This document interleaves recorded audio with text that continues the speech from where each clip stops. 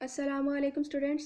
Just imagine a 450 kg sturgeon that is producing 45 kg of caviar in a single season. We speak of caviar as the packets of eggs.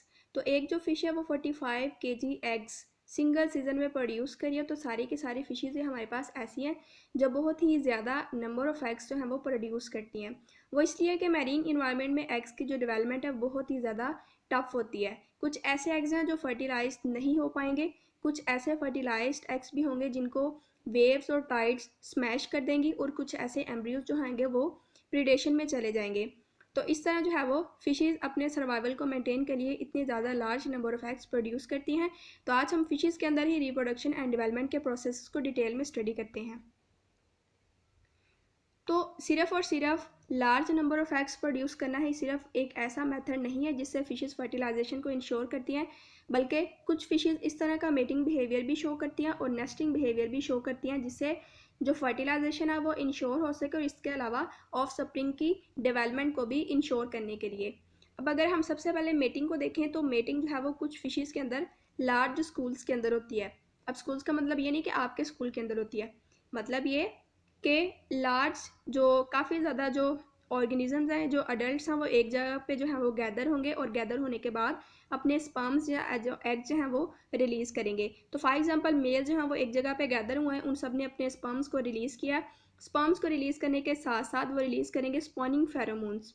तो pheromones हम इस तरह के hormones को बोलते हैं जो एक ऑर्गेनिज्म की बॉडी से रिलीज़ होते हैं लेकिन अफेक्ट दूसरे ऑर्गेनिज्म के बिहेवियर को करते हैं। तो जब फॉर एग्जांपल हम मेल रहे हैं तो मेल ने जब स्पॉनिंग फेरोमोन्स को साथ में रिलीज़ कर दिया है, तो इससे क्या होगा कि और बहुत सारी इस तरह की फीमेल्स होंगी जो आगे जो है वो भी आगे स्पॉन कर देंगी, मतलब आगे जो है वो एग्स रिलीज़ करेंगी। तो जब एक टाइम में काफ़ी सारे एग्स और स्पर्म्स रिलीज़ होंगे तो क्या होगा, फर्टिलाइजेशन के जो चांसेस हैं वो बढ़ जाएंगे हमारे पास।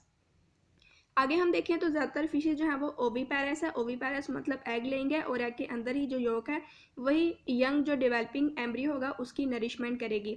लेकिन कुछ एलास्मोब्रांक्स या कार्टिलेजिनस फिशेज इस तरह की भी हैं जो ओवो वीवीपैरस है या फिर वीवीपैरस है। तो आगे हम एलास्मोब्रांक्स को ही देखें तो अगर कुछ एलास्मोब्रांक्स इस तरह की हैं जिनमें जो यंग की डेवलपमेंट है वो हमारे पास होती है ओविडक्ट के अंदर। तो ओविडक्ट की एक मॉडिफाइड जो आउटग्रोथ है वही न्यूट्रेंट्स प्रोवाइड करेगी फीमेल से योक सैक के अंदर। अब ये हमारे पास कौन से आ रहे हैं, ये हमारे पास ओवो वीवी पैरस आ रहे हैं जहाँ पे ओविडक्ट के अंदर ही जो है वो आगे एग पड़ा हुआ और एग के अंदर ही जो एम्ब्रियो है उसकी डेवलपमेंट हो रही है। अब आगे अगर हम बोनी फिशेस को देखें तो बोनी फिशेस में जो डेवलपमेंट है वो ओवेरियन फॉलिकल्स के अंदर हो सकती है। ठीक है, इसके अलावा गप्पीज जो कि बोनी फिशेस का ही एक ग्रुप है, इसमें क्या होता है कि एग्स जो हैं वो ओवरी के अंदर ही रहते हैं और ओवरी के अंदर ही आगे फर्टिलाइजेशन होती है और अर्ली डेवलपमेंट भी आगे ओवरी के अंदर ही होगी, जहाँ पे ओवेरियन सेक्रीशंस जहाँ वो पार्टली आगे जो यंग डेवलप कर रहा है उसको नरिश करेंगी, और इसके अलावा जो योक सैक से आने वाली जो हमारे पास सेक्रीशंस है वो आगे यंग को नरिश करने का काम करेंगी। नेक्स्ट हम देखते हैं कुछ आगे इस तरह की मॉडिफिकेशंस है जहाँ पे इंटरनल फर्टिलाइजेशन होती है। तो जैसे फॉर एग्जांपल एक एलास्मोब्रांक है जिसके अंदर इंटरनल फर्टिलाइजेशन हो रही है, तो यहाँ पे इंटरनल फर्टिलाइजेशन को इंश्योर करने के लिए मेल एलास्मोब्रांक के पास एक क्लैस्पर है। क्लैस्पर हम बोलते हैं मॉडिफाइड पेल्विक फिन को। तो ये सब में मॉडिफाइड पेल्विक फिन ही है जहाँ पे अब यहाँ पे फर्टिलाइजेशन, यहाँ पे मेटिंग कैसे होगी, ये है हमारे पास मेल का क्लैस्पर। ठीक है, अब इस क्लैस्पर की ग्रूव के अलोंग जो है वो आगे स्पर्म जो है वो ट्रैवल करेंगे और मेल क्या करेगा, इन स्पर्म्स को आगे फीमेल के क्लोएका में डिपॉजिट कर देगा।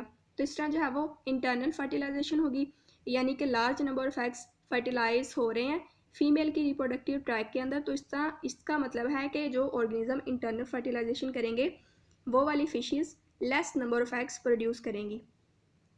अब कुछ फिशेस इस तरह की भी हैं जो नेस्ट जो है वो कंस्ट्रक्ट भी करेंगी और उसको बाद में अटेंड भी करेंगी। वैसे ज़्यादातर फिशेस में जो है वो पेरेंटिंग बिहेवियर नहीं है, पेरेंटिंग केयर जो है वो तकरीबन नॉन एग्जिस्टेंट है, लेकिन फिर भी कुछ इस तरह की हैं जो नेस्ट जो है वो कंस्ट्रक्ट करेंगी, या फिर कुछ हमारे पास इस तरह के हैं जो है वो एम्ब्रियो को ब्रूड करेंगी डेवलपमेंट के दौरान। तो सबसे पहले ब्रीडिंग बिहेवियर देखते हैं कि कौन सी फिशेज हैं जो एम्ब्रियो को ब्रूड करती हैं। तो यहाँ पे कुछ फिशेज इस तरह के हैं जो माउथ के अंदर एम्ब्रियो को ब्रूड करेंगी, और बाकी हमारे पास कुछ इस तरह की भी हैं जो स्पेशल पाउचेस जो कि बॉडी के साथ अटैच होंगे उनमें ब्रूड करेंगी। तो जैसे हमारे पास एग्जांपल है मेल सी हॉर्स की और इसके बाद पाइप फिशेस की। ये एम्ब्रियो को ब्रूड करती हैं वेंट्रल पाउचेस में, ठीक है। और इसके अलावा एक और फिश है हमारे पास ब्राज़ीलियन कैटफिश, जो कि एम्ब्रियो को ब्रूड करती है इनलार्ज्ड लोअर लिप के अंदर। इस तरह जो है वो एम्ब्रियो की सारी डेवलपमेंट जो है वो इनलार्ज्ड लोअर लिप के अंदर होगी, या फिर मेल सी हॉर्स और पाइप फिशेस के केस में वेंट्रल पाउचेस के अंदर होगी। और आगे जो है एम्ब्रियो जब अडल्ट में कन्वर्ट हो जाएगा, अडल्ट में चेंज हो जाएगा, तभी जो है वो एम्ब्रियो अपने जो पेरेंट है उसको लीव करेगा। अब कुछ फिशेस हमारे पास इस तरह की हैं जो पेरेंटिंग बिहेवियर शो करती हैं नेस्टिंग बिहेवियर से, यानी नेस्ट कंस्ट्रक्ट करेंगी। तो इसमें आती है हमारे पास सन फिशेस और स्टिकल बैग्स। तो यहाँ पे स्टिकल बैग्स के जो मेल हैं वो क्या करेंगे, वो काफ़ी ज़्यादा प्लांट मटेरियल जो है वो उसको कलेक्ट करेंगे, उसको असेंबल करेंगे, मतलब उसको इस तरह अरेंज करेंगे कि एक जो है वो नेस्ट कंस्ट्रक्ट करने देंगे। तो इसी नेस्ट में जो है वो यंग्स जो है वो रहेंगे, रेफ्यूज़ लेंगे तब तक जब तक कि वो इस काबिल नहीं हो जाते कि वो एज अ अडल्ट जो है वो लाइफ स्पेंड कर सकें। तो इस तरह जो है वो सन फिशेज़ और स्टिकल बैग्स जो है वो नेस्टिंग बिहेवियर शो करके अपने अडल्ट्स को काफ़ी ज़्यादा उनका सर्वाइवल चांस जो है वो इंक्रीज़ कर देती हैं। तो नेस्ट में ही यंग्स रहते हैं और ये पोस्ट हैचिंग केयर है, मतलब कि हैचिंग के बाद ये यंग की केयर की जा रही है। और अगर फॉर एग्जांपल एक जो यंग है वो अपने नेस्ट से जो है वो काफ़ी ज़्यादा फार अवे चला गया है, तो जो पेरेंट है वो उसको जो है वो किसी भी तरह से जो है वो उसको, अगर कोई डेंजर पेरेंट को नज़र आ रहा है तो उसको वापस आने का जो है वो सिंबल देगा। तो इस तरह जो है वो यंग जो है वो नेस्ट के अंदर ही ज़्यादातर टाइम में रहता है। तो स्टूडेंट्स ये थी आज की वीडियो। अगर आपके इसमें से कोई क्वेश्चन है या कन्फ्यूजन है तो आप मुझे कमेंट के अंदर पूछ सकते हैं। अगर आपको वीडियो अच्छी लगे तो मज़ीद इन्फॉर्मेटिव वीडियोज़ के लिए चैनल को सब्सक्राइब करें। नेक्स्ट वीडियो तक के लिए अल्लाह हाफिज़।